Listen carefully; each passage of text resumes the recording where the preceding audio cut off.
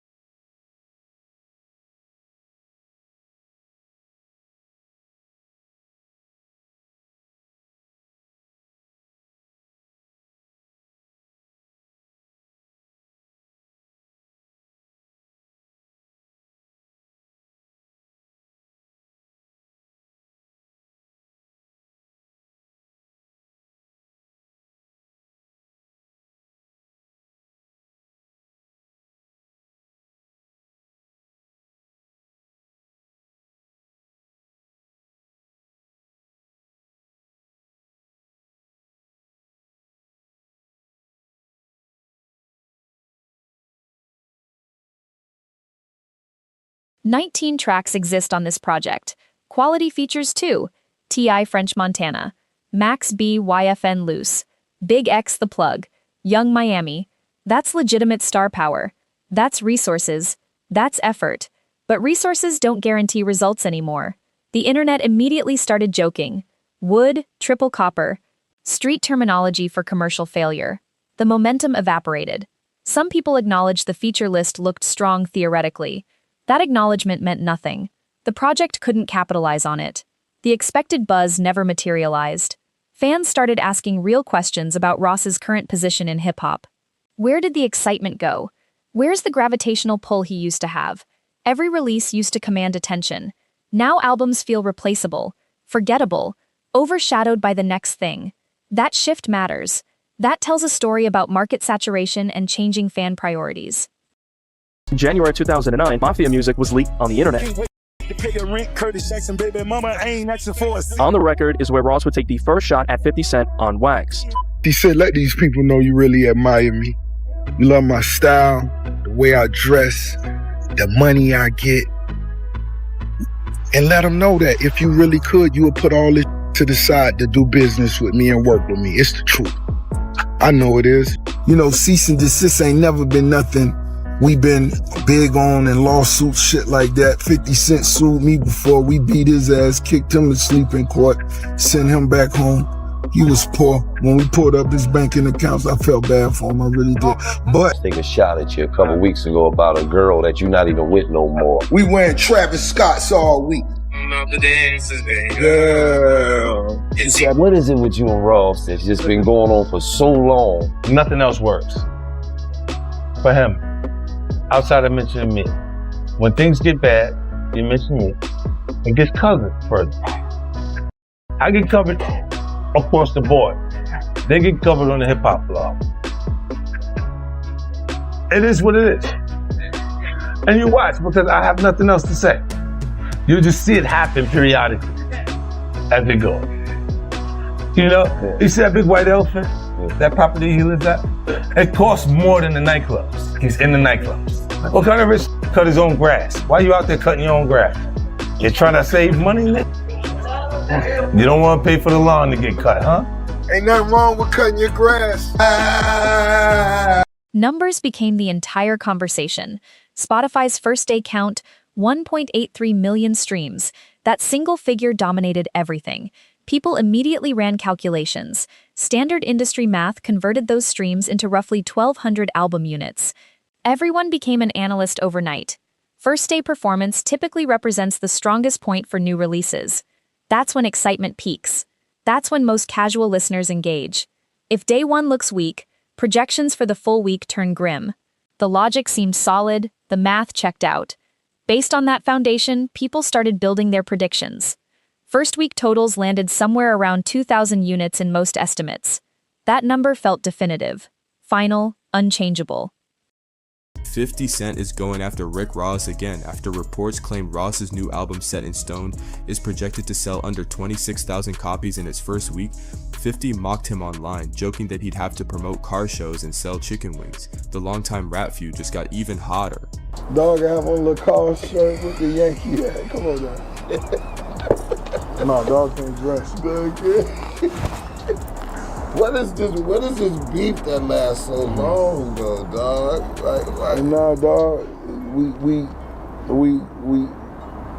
two different cloths. Yeah. You know what I'm saying?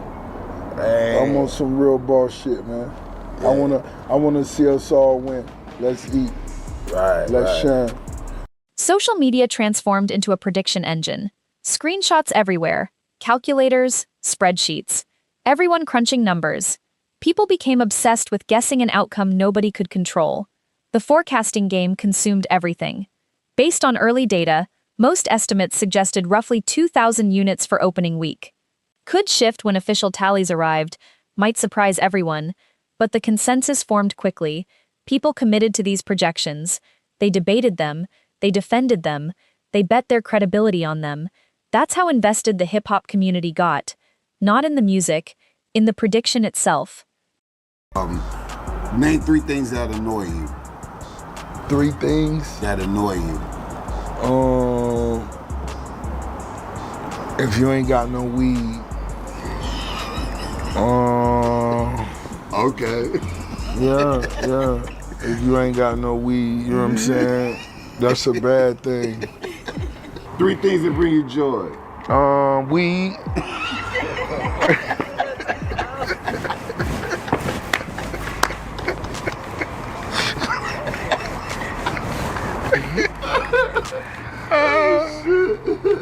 You fuck with Wingstop, don't you? Lemon pepper extra crispy. That shit put a smile on Rose.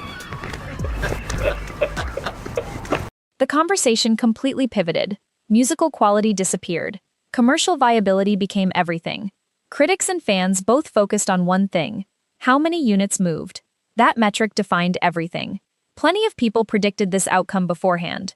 The signals were already visible. Fans recognized it. Media outlets reported it. General consensus built momentum. This album wasn't going to explode commercially. Everyone felt it coming.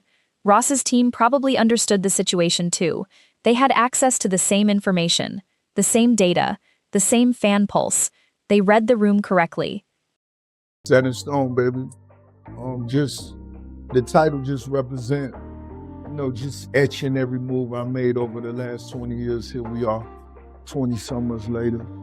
We the big dogs, you know what I'm saying? And we still hustle, we still enjoy the music. Something that we love to do. I love to do it. I love to make music. You know what I mean? When the shit hot, it's hot. Before the official release, Rick Ross posted a video that spread instantly. His message was direct. People could mock it, make their jokes, share their predictions. Didn't matter. He'd already been compensated for the project. The commercial results wouldn't touch the deal structure. Someone prepared for any outcome. Some interpreted that as supreme confidence. Others heard desperation, like he was already managing expectations before bad numbers went public. The clip sparked massive discussion, added layers to every conversation happening around Set in Stone. People hadn't even finished listening, and discourse was already complicated. His team capitalized on iTunes' success. #1 ranking got publicized everywhere. Promotional materials hit blogs, entertainment websites. Everyone needed to see that achievement. At least one major platform showed genuine support. Believers pointed to that as proof. Real fans still cared. Critics countered that streaming numbers mattered more. Those would reveal the actual story over coming days. The promotion continued regardless. Ross himself stayed visible. Multiple podcast appearances, media rounds. Joe Budden's show featured him naturally. The album got discussed. His career got analyzed. Everything stayed in circulation. His team pushed from every conceivable angle: social media content, blog coverage, podcast interviews. They refused to let the conversation die despite mounting skepticism. The week progressed and one thing stayed constant. Rick Ross remained hip-hop's biggest topic. Nearly every update provided new debate material. The visibility persisted. The media stayed engaged. The conversation kept flowing despite questions about commercial success. All that attention meant something concrete. Even if sales disappointed, Set in Stone wasn't forgotten. The album stayed prominent. Ross stayed relevant. The discourse continued. Media appearances combined with promotional efforts kept momentum alive. Nobody could ignore this project. Whether they supported it or criticized it, everyone acknowledged its existence. That visibility has value beyond first-week units. That's what's up. I got a couple more questions we can get out of here. Too easy. Hey, you know that nigga 56 ain't dressed in. Hey, what you think about that nigga baby mama? What's her name? You know, the Chinese girl. Yeah, I met her. I did too. I used to.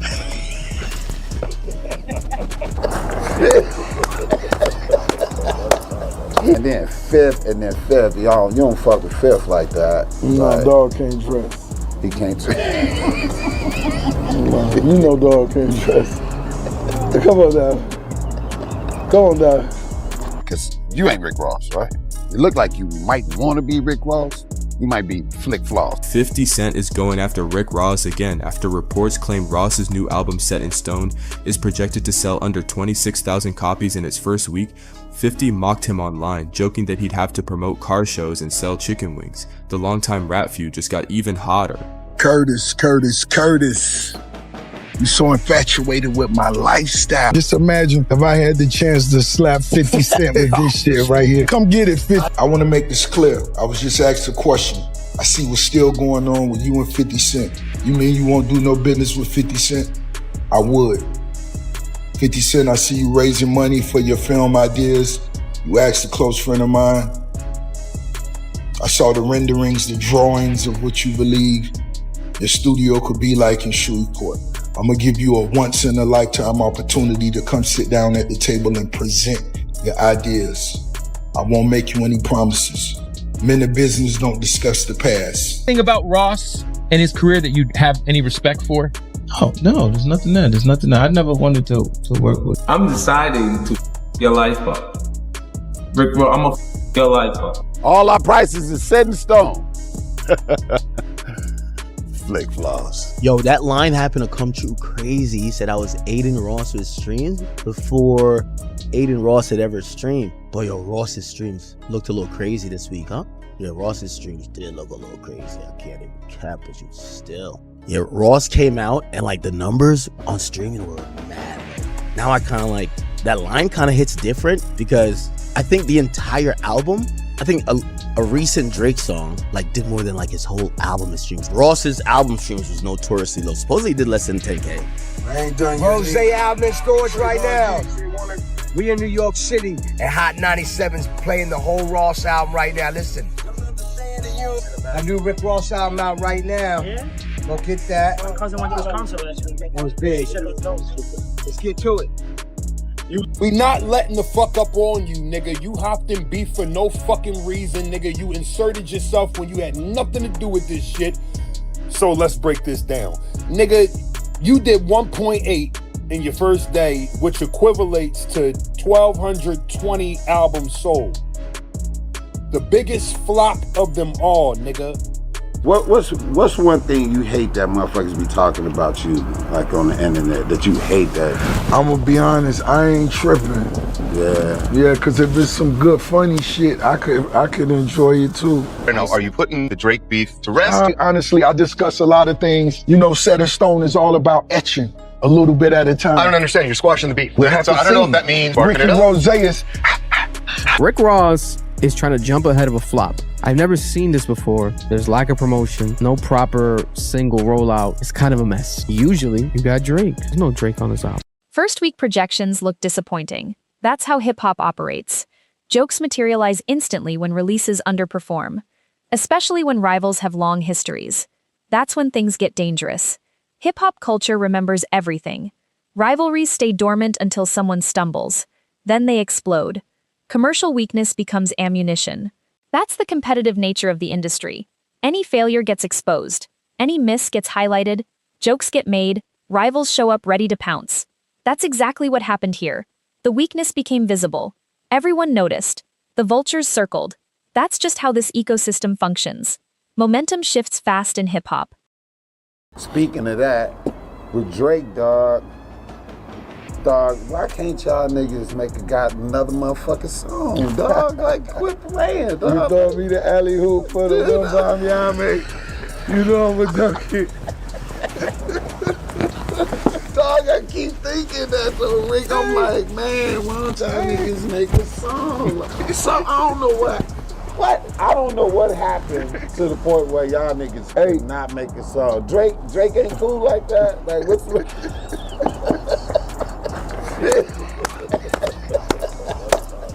50 Cent responded on Instagram, exactly when expected. His post exploded across social media. Blogs picked it up immediately. Comments filled with reactions. Supporters laughed. Defenders pushed back. People pointed out unofficial projections aren't gospel. But the moment already existed. The narrative formed. The rivalry activated. Everyone knew what was happening. This wasn't accidental. Wasn't random. This was calculated competition. This was exactly the expected sequence of events. After early sales estimates began circulating online, reacting to those reports, he wrote, "I just saw your record sales. LOL, 2,000. The rivalry eclipsed the album itself. That's rap's entertainment value. Commercial numbers become sport. Chart positions become weapons. Two artists with genuine history, everything multiplies. Stakes disappear. Context vanishes. What matters is competition, back and forth exchanges, narratives building. Their rivalry made this massive. Bigger than one project, bigger than one post. Just two names creating guaranteed conversation. Album, everybody been waiting for it. You know, I was originally gonna come out this week, you know what I'm saying? But the album keeps getting bigger and bigger, so we need a bigger date. Yeah. You know what I'm saying? That's just how it goes with music, you know what I'm saying? You gotta remember, I've been doing this for 20 years, you know what I'm saying? I put out 13 albums. I am beyond grateful and thankful for everything that we've done, right? And hip hop changed my life, and I live and breathe and sleep and embrace hip hop. That's what I am. But this next album, Alama God, it's like, why am I gonna rush? And every time I make some new music, I get another opportunity to make something even bigger. And I get, like, I just left the Jay-Z shows, the Roots Picnic the other day, the Jay-Z show. I got inspired even more. Yeah. You know what I'm saying? Like, Yankee Stadium one? Man, I went all 3 nights. You did. All 3 nights. So I got inspired even more. So the album's getting bigger. Yes. So I need a bigger date. Come on. You know what I'm saying? But we are dropping some new music soon, though. You are? Oh, yeah. Setting aside sales entirely, the music deserves separate evaluation. It's actually solid. Not promotional language, honest assessment. 2 tracks stood out during listening sessions. Maybach Music 7 with GZ and Don Toliver, plus Living Large with Big X. Both showcase polished production quality. Lyricism shows depth. Confidence radiates throughout. That's Ross's signature sound. That luxury aesthetic perfected over years. Even critics acknowledge multiple strong records worth hearing. Anyone who appreciates sophisticated production, meaningful wordplay, and that premium lifestyle vibe Ross built his entire brand around, there's definitely content here worth experiencing. Commercial success and musical merit rarely align perfectly. That's just reality. Many believe Set in Stone deserves judgment based on actual song quality, not opening week projections. For certain listeners, it already qualifies for serious consideration in Best Hip-Hop Albums This Year conversations. That matters independently. Music quality exists separate from sales numbers. The craft stands alone. That separation is important. It's like, do you guys talk now, or is it still no relationship? Nah, homie, Wash. We've never been cool. From day one? No. This is a big business you guys are a part of. You guys are 2 of the heavyweights in the business. I mean, what is there to talk about? A lot of things to talk about. History, the beef. What kind of history? That he couldn't dress? That's all I used to tell him. Yo, you can't dress. You're not really getting no money. You don't own your masters. Eminem saved you. Dr. Dre saved you. All the big names. 50's involvement gets attention for specific reasons. This isn't random. This isn't fresh beef. This is established history. Deep roots. Whenever one moves, the other responds. Music, business, social media, nothing's off limits. That pattern developed over extended timeframes. That's why fans anticipated 50's involvement inevitable. Project on the new album. The perspective Rose giving you. You gotta realize I came in 20 years ago, every day I'm hustling from the mud to the marble. So now the perspective from the penthouse down to the streets, and we're gonna give you that perspective. But some people would say you came in the game talking that shit. I did. It was always about getting to the money. You know, I don't know if this shit went over niggas' heads. We talking about every day we hustling. Every day we going to get it. The White House. These are records on the first album. We speaking real estate. Buy back the block. That's what it always was. It maybe just because it came to fruition in front of niggas' eyes, some of it is unbelievable, but it's here. So when you say a different perspective on this album, is there a difference in how it's executed today versus how you came in? No, just the difference in the mindset. Nigga got a $500 million mindset now. This ain't the nigga trying to get his first 10, because when you get 1, you know you can make it to 10. You get 10, you can make it to 100. Don't let nobody fool you. You get 100, you could get a B. Early projections circulated and fans waited. They knew responses would come. 50 participating was predetermined. His Instagram contribution just extended a rivalry spanning over a decade now. Both artists' supporters picked sides immediately. Some laughed, others demanded official results before judgment. The history between them transformed everything into something bigger. Fans comprehend that when these 2 names appear together, internet discourse becomes inevitable. After all this time, neither lost their ability to command attention. The rivalry stayed relevant. The tension persisted. Every interaction proved why these names matter to hip-hop's conversation. We not letting the fuck up on you, nigga. You hopped in beef for no fucking reason, nigga. You inserted yourself when you had nothing to do with this shit. So let's break this down. Nigga, you did 1.8 in your first day, which equivalates to 1,220 albums sold. The biggest flop of them all, nigga. You turned on Drake for no reason, nigga. You thought that was gonna be the end of Drake. So you wanted to hop on that fucking boat because you were a low-key hater the whole fucking time. You hated how every song that he did with you blew up, but your own shit sucks. So you hopped on that fucking train, nigga. So stay on that side, nigga. 1,200 albums sold your first day. That's embarrassing, nigga. 1.8, Janice streams 2 million per day. Let's talk about it, nigga. Both constructed empires extending beyond rap music. 50 went mainstream. Television production, business expansion, ventures outside traditional hip-hop. Ross built consistently through music releases and strategic business partnerships. When conflict erupts, it's not merely rappers trading bars. It's cultural figures commanding attention. That represents genuine influence, real star power. Neither diminished after all these years. Their platforms extend everywhere. 50's television success, Ross's continued musical output. Both remained culturally significant. Both stayed important. Competition between them transcends hip-hop boundaries. It's about cultural influence, about who shapes conversations, about who maintains relevance, about who stays important. That's why this moment generated serious attention. That's why people cared. Yo, that line happened to come true crazy. He said I was Aiden Ross with streams before Aiden Ross had ever streamed. Well, yo, Ross's streams looked a little crazy this week, huh? Yeah, Ross's streams did look a little crazy. I can't cap with you still. Yeah, Ross came out and like the numbers on streaming were mad low. Now I kind of like, that line kind of hits different because I think the entire album, I think a recent Drake song like did more than like his whole album of streams. Ross's album streams was notoriously low. Supposedly he did less than 10K. Regardless of opinions on 50's jokes or whether Ross should let music speak independently, one reality remains undeniable. Every headline combining these two names creates major discourse. Blogs explode. Social media erupts. Their competitive history stretches back extensively. That foundation magnifies everything. That's precisely why this exchange attracted serious interest. Not about single albums, not about single posts, about two artists with deep historical connections. Their rivalry makes every moment significant. This story gains complexity when considering music industry transformation.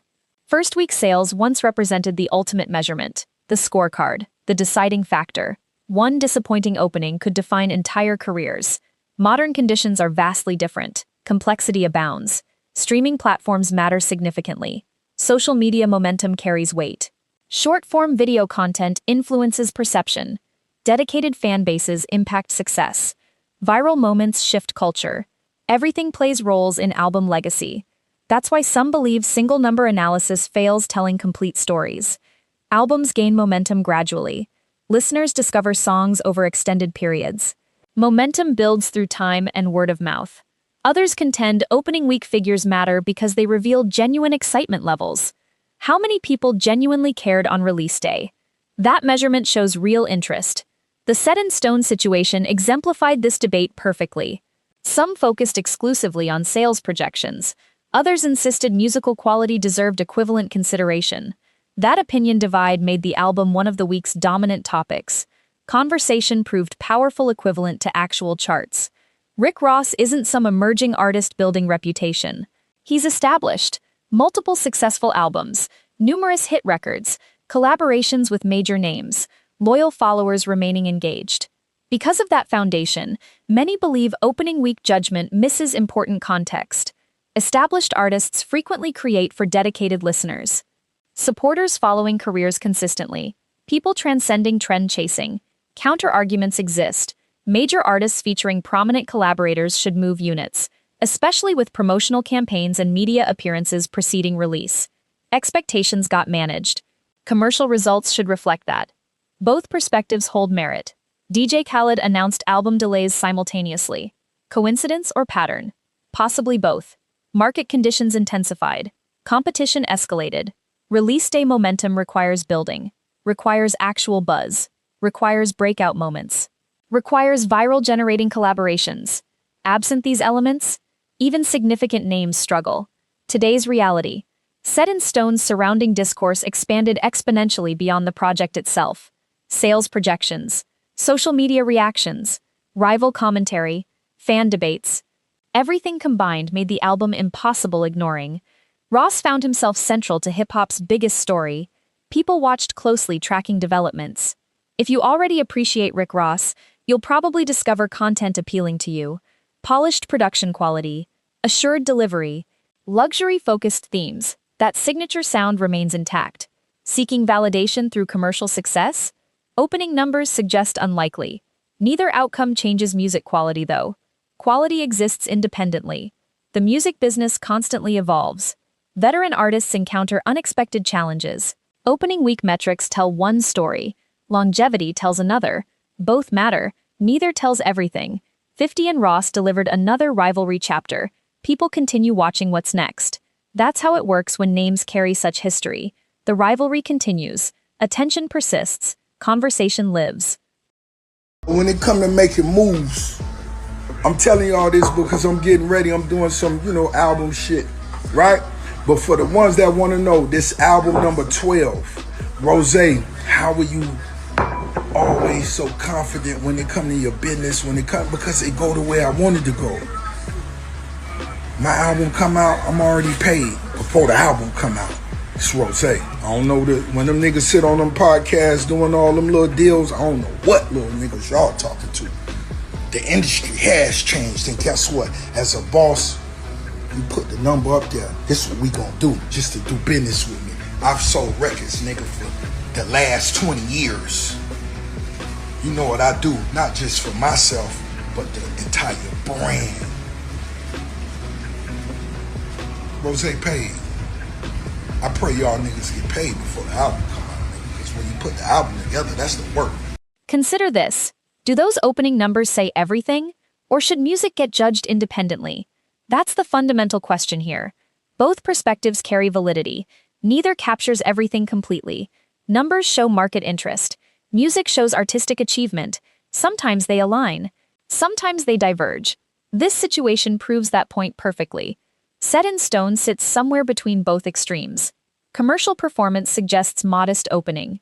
Musical quality suggests legitimacy. Both facts exist simultaneously.